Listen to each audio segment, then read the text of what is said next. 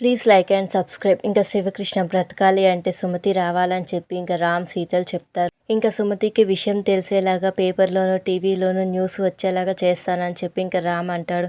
ఇంకా మహాలక్ష్మి అర్చనతో ఒంటరిగా మాట్లాడుతూ ఉంటుంది. రామ్ అలా చేయడం వల్ల సుమతికి ఆచూకీ ఈజీగా తెలిసిపోతుందని, అన్న కోసం ఎక్కడున్న సుమతి వస్తుందని చెప్పి ఇంకా మహాలక్ష్మి అంటుంది.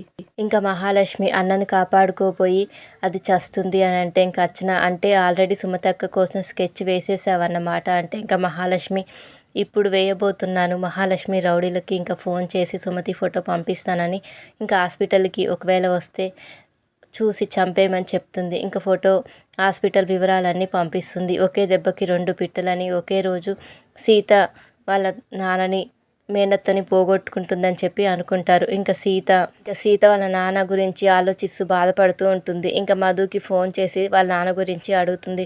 ఇంకా మధు ఒక్కసారిగా షాక్ అవుతుంది, ఏడుస్తూ ఉంటుంది. ఇంకా ఇద్దరు ఫోన్లో ఏడుస్తూ ఉంటారు. ఇక సీత మధుని రావద్దని నేను మొత్తం చూసి ఇంకా నేను చూసుకుంటానని చెప్పి అంటుంది. సీత ఇంట్లో మహాలక్ష్మి మాట్లాడిన మాటలన్నీ వింటుంది. మధు మన అత్తయ్య స్థానంలో ఉంటూ ఆవిడనే అవమానించిందంటే ఆవిడ మనిషి కాదు, ఆవిడని ఏం చేసినా పాపం లేదు అని చెప్పి అంటుంది. ఇంకా సీత ఆవిడ పాపం పండే రోజు దగ్గరలోనే ఉంది, అత్తయ్య వస్తే మహాలక్ష్మి పని అయిపోతుంది అని చెప్పి అంటుంది. ఇంకా మధు నాన్న కోసమైనా అత్తయ్య వస్తుందని అంటే ఇంకా సీత సుమతి ఫోటో దగ్గరికి వెళ్ళి నాన్న చావు బ్రతుకుల మధ్య ఉన్నారు, నిన్నే కలవరిస్తున్నారు, నువ్వు రాకపోతే నాన్న బ్రతికేలాగా లేరు అత్తయ్య, ఇప్పుడు నాన్నని కాపాడేది డాక్టరో దేవుడో కాదు, నువ్వు మాత్రమే, నీకు నాన్న అంటే ఇష్టం కదా అత్తమ్మ, నాన్నకి నువ్వంటే ప్రాణం అని అర్థమవుతుంది, ఆ ప్రాణం కోసం నువ్వు రావాలి, నిన్ను ఎంతగానో ప్రేమించే ఆ ప్రాణం కోసం నువ్వు రావాలి, దయచేసి రా అత్తమ్మ. సీత మాటలు వింటున్న ఇంకా సుమతి బాధపడుతూ ఉంటుంది. ఇంకా రామ్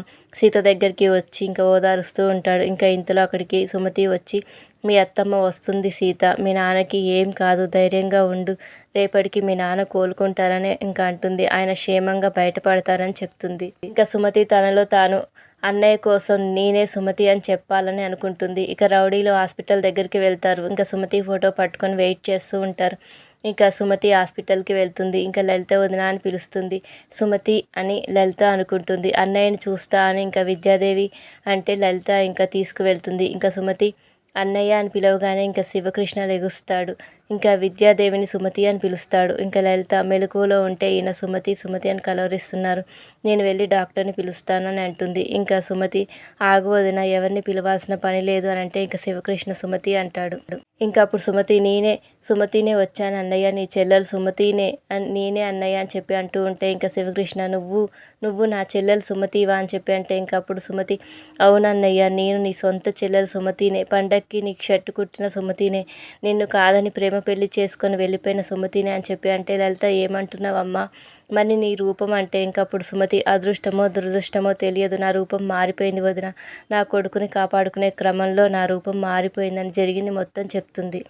నా ఆస్తి మీద కన్నేసిన మహాలక్ష్మి నా భర్తని పిల్లల్ని సొంతం చేసుకుందని తెలిసిపోయింది, నేను ఎవరినో చెప్తే ప్రమాదం అని చెప్పలేదు అని చెప్పి అంటుంది. ఇంకా శివకృష్ణ నీ సొంత ఇంట్లోనే పరాయిదాయంలాగా ఉన్నావమ్మా, ఇక నువ్వు ఎవరికి భయపడాల్సిన పని లేదమ్మా, నీ గురించి అందరికీ చెప్పేస్తాను, ఆ మహాలక్ష్మి అంతు చూస్తాను, ఇన్ని కష్టాలు పెట్టిన దాన్ని వదలను పదమ్మా అని చెప్పి అంటే ఇంకా అప్పుడు సుమతి వద్దన్నయ్య, ఆవేశపడద్దు, ఏం చేయొద్దు అని అంటే ఇంకా అప్పుడు లలిత ఇప్పటికైనా చాలా నష్టపోయావు, నీ గురించి నీచంగా మాట్లాడి ఈయనకు గుండెపోటు తెచ్చింది, అలాంటి దాన్ని వదిలేస్తే ఇంకెన్ని చేస్తుందని లలిత అంటే ఇంకప్పుడు సుమతి మహాలక్ష్మి పాపం పండింది వదిన, సీత రూపంలో తనకి ప్రత్యర్థి వచ్చింది, నేను సీత మహాలక్ష్మి ఆట కట్టిస్తాను, అప్పటి వరకు మీరు నా గురించి ఎవ్వరికీ చెప్పొద్దు, రామ్ సీతలకు కూడా చెప్పొద్దు, మహాలక్ష్మికి పెద్ద శిక్షే వేయాలి, అందుకే ఈ రహస్యం మన ముగ్గురు మధ్య ఉండాలని చెప్పి ఇంకా సుమతి అంటుంది. ఇంకా రౌడీలు ఎదురుగానే ఇంకా సుమతి వెళ్తుంది. సుమతి ఇంకా రాలేదని వాళ్ళు అనుకుంటారు. ఉదయం ఇంకా సీతారాములు హాస్పిటల్కి వస్తారు. ఇంకా శివకృష్ణ క్షేమంగా ఆరోగ్యంగా ఉన్నారని ఇంకా లలిత చెప్తుంది. సీతారాములు శివకృష్ణతో మాట్లాడతారు. అమ్మ ఆచూకీ తెలియలేదు అని రాము అంటే ఇంకా లలిత మీ అమ్మ వచ్చిందని అంటుంది. ఎవరు అని సీతారాములు అంటే అమ్మవారు అని కవర్ చేస్తూ ఉంటారు. ఇక శివకృష్ణ వాళ్ళ ఇంటికి బయలుదేరుతారు. ఇంకా సీతారాములు కూడా వాళ్ళ ఇంటికి వెళ్తారు. Thank you for watching. Please subscribe my channel.